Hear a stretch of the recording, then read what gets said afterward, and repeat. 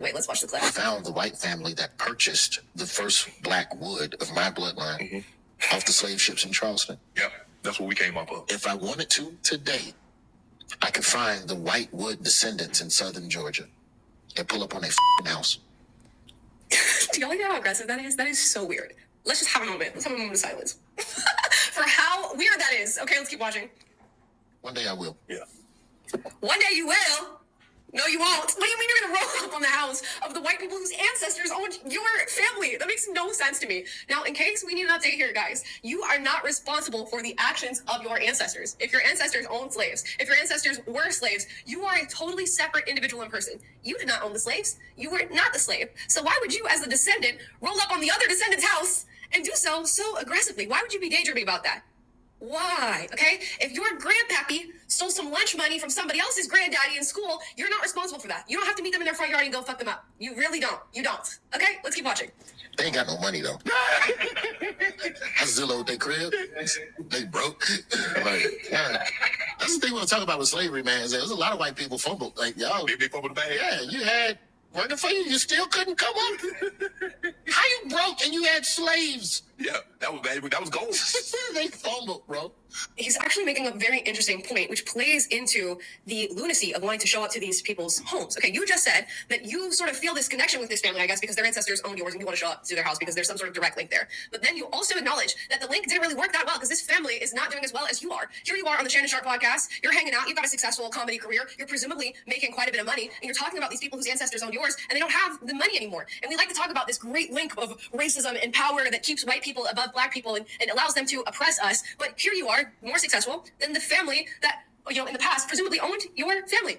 There is a lot that can be said about this clip. Besides his mental illness that he's clearly suffering from, the obsession with white people is real. I mean, beyond real. A lot of black people pass on this ideology that blackness means oppression. No matter what you do, you are still oppressed. No matter what status you are, because of your black skin, you will always be oppressed. And they pass this on to their kids.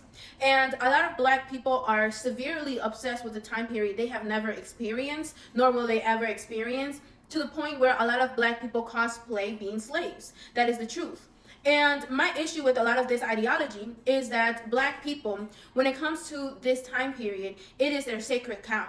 No other person can say anything to black people about slavery. A lot of black people don't even want to be called people of color because they believe that all people around the world just are out to get black people and are there to oppress them, and everybody hates black people, therefore we're not people of color, we're black people because our blackness is different from other people. And what ends up happening is that a lot of black people don't even acknowledge how so many groups of people throughout history, one, but also during colonization, were enslaved. And whether it's Native Americans, whether it's Latin Americans who were actually enslaved far longer than black people in North America. But again, we're not talking about these things because slavery to black people is only exclusive to black people in North America. And if you dare to say anything about this, again, here comes the attacks. My issue with a lot of this ideology is also the fact that black people want to talk about how they're the only ones oppressed. And I've even talked about how one of my teachers literally yelled at me saying, no, only black people know about oppression and only black people have been oppressed and nobody else knows about oppression the way black people do. She literally said that to me. And a lot of black people think like this. And my issue with that is that a lot of black people don't want to recognize how they are partaking in modern day slavery. We all are. Whether we talk about groceries, technology, I'm using my phone, right? Whether we want to talk about makeup and how a lot of children are being used to mine for mica powder. Whether we want to talk about fashion and how not only is it enslaving animals, but it's also enslaving human beings. And whether we want to look at shoes or other parts of our existence, we have to acknowledge that we are partaking in modern day slavery. That includes black people. When it comes to white people, you have to ask yourself, who are you serving? Are you serving skin tone or are you serving God?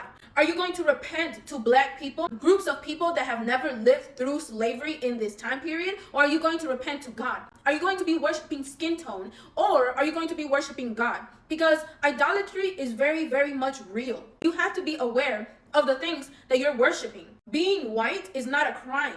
At the peak of slavery, not even 10% of the USA population owned slaves. It's between 5 to 8% of American citizens that owned slaves. This ideology that all white people born in today's time period of 2025, that they have to all repay for the sins of a few that own slaves is ridiculous. Slavery was a sin that did more damage to America than it did good. And that sin has already been paid from the bloodshed of those that had to fight during the Civil War. 450,000 black people were used as slaves in North America. 750,000 soldiers died fighting during the Civil War. Of that 750,000, 40,000 were black men. And when we look at that 40,000 black men that died, 30,000 of those 40,000 died due to disease. So around 700,000 white men died due to the Civil War. 1.5 million were injured, disabled, or also missing in action.